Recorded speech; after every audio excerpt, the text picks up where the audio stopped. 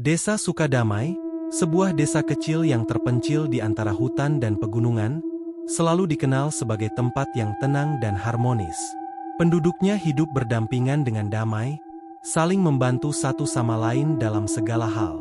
Namun, kedamaian itu mulai memudar ketika sebuah tragedi menimpa desa tersebut. Suatu malam, seorang pria bernama Harun meninggal dunia secara tiba-tiba. Harun, yang dikenal sebagai sosok pendiam dan tidak banyak bergaul, ditemukan tak bernyawa di rumahnya.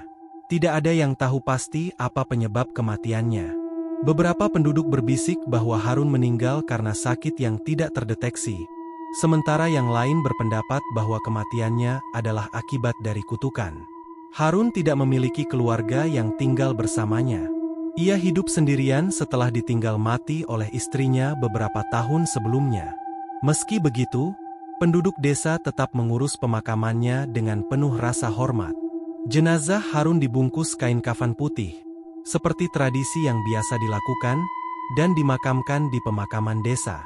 Namun, sejak hari pemakaman itu, hal-hal aneh mulai terjadi di desa Sukadamai. Malam-malam yang sebelumnya tenang kini dipenuhi oleh suara-suara aneh yang membuat bulu kuduk merinding. Beberapa penduduk mulai melihat sosok pocong di sekitar pemakaman, dan semakin lama, penampakan itu mulai merambah ke seluruh desa. Malam pertama setelah pemakaman Harun, seorang warga desa bernama Pak Samin, yang tinggal tak jauh dari pemakaman, menjadi saksi pertama dari teror yang akan melanda desa itu. Pak Samin adalah seorang petani tua yang biasa bangun dini hari untuk menyiapkan segala keperluan bertaninya. Malam itu, ketika ia keluar dari rumahnya untuk mengecek ternaknya, ia melihat sesuatu yang membuatnya hampir pingsan.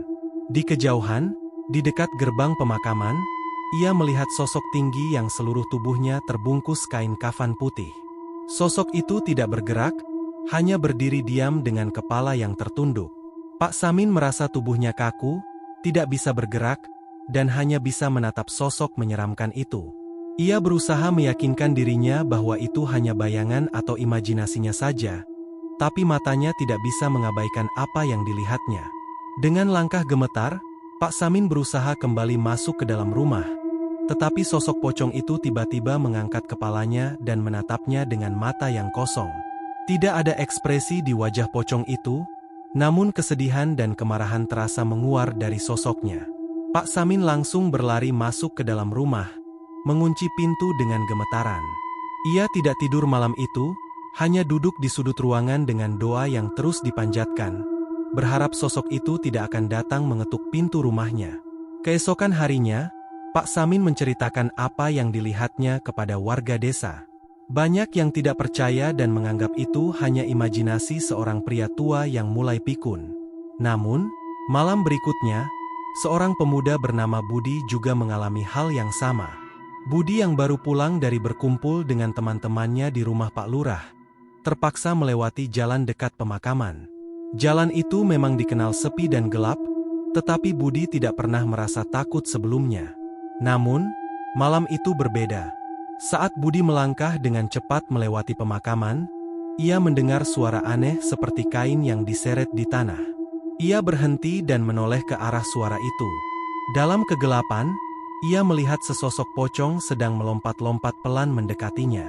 Sosok itu berhenti tidak jauh darinya, hanya beberapa meter, dan memandangnya dengan tatapan kosong yang dingin.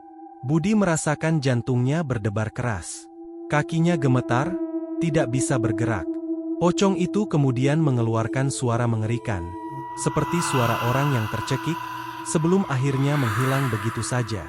Budi langsung berlari sekuat tenaga kembali ke rumahnya tanpa menoleh lagi. Berita tentang penampakan pocong segera menyebar ke seluruh desa. Warga desa mulai merasa ketakutan dan tidak ada yang berani keluar rumah setelah matahari terbenam.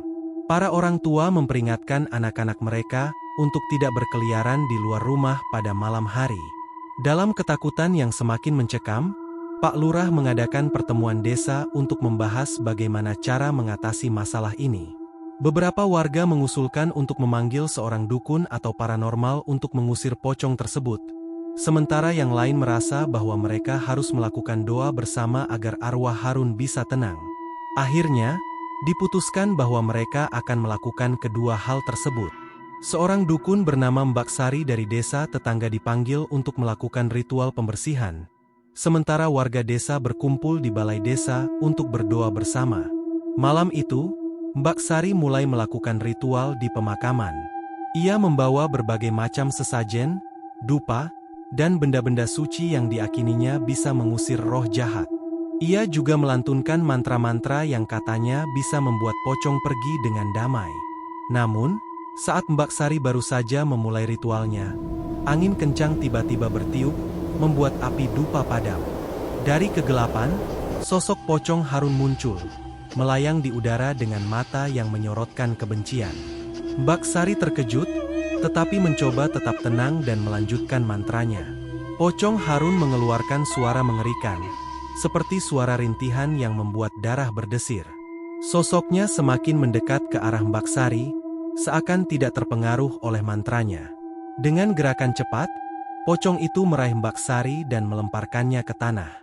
Warga desa yang menyaksikan kejadian itu hanya bisa berteriak ketakutan dan melarikan diri. Setelah kejadian itu, tidak ada lagi yang berani mendekati pemakaman. Mbak Sari kembali ke desanya dengan kondisi terluka dan trauma. Ia bersumpah tidak akan pernah kembali ke desa Sukadamai. Hari demi hari berlalu, dan teror pocong Harun semakin menjadi-jadi.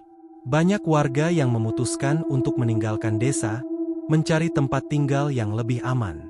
Desa Sukadamai yang dulunya ramai dan penuh kehidupan kini berubah menjadi desa mati yang dihantui oleh teror pocong. Di tengah ketakutan yang melanda, seorang tetua desa bernama Pak Manan mulai mencari jawaban atas apa yang sebenarnya terjadi. Pak Manan adalah seorang yang sangat dihormati karena kebijaksanaannya dan pengetahuannya tentang sejarah desa. Ia merasa bahwa ada sesuatu yang belum terungkap, sesuatu yang menjadi alasan mengapa arwah Harun tidak bisa tenang. Pak Manan kemudian mengunjungi rumah Harun yang telah lama kosong. Ia menemukan beberapa barang milik Harun, termasuk sebuah buku catatan tua yang tampaknya sering digunakan oleh Harun. Ketika membuka buku tersebut, Pak Manan menemukan banyak catatan tentang kebencian dan dendam Harun terhadap beberapa warga desa. Ternyata, Harun merasa diperlakukan tidak adil oleh warga desa setelah kematian istrinya.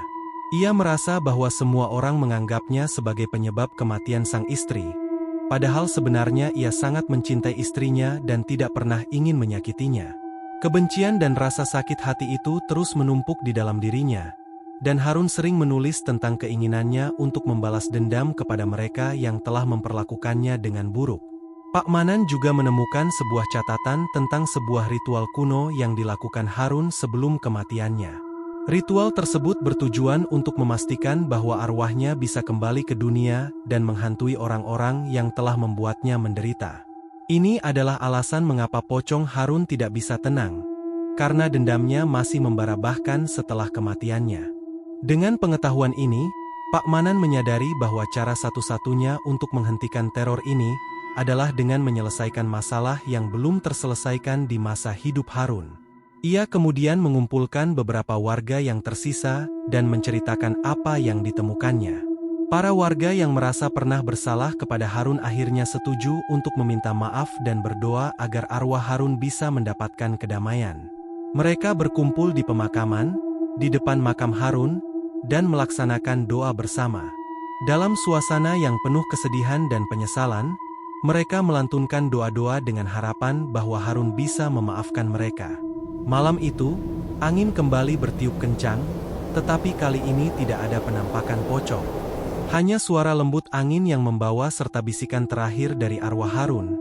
Aku hanya ingin dicintai dan dimengerti, sekarang aku bisa beristirahat. Setelah malam itu, teror pocong Harun tidak pernah terjadi lagi. Warga desa yang tersisa kembali menjalani hidup mereka dengan perasaan lega. Desa Sukadamai yang sempat hancur perlahan-lahan mulai pulih. Para warga yang pergi, sebagian dari mereka kembali dan memulai kembali kehidupan di desa yang tenang itu.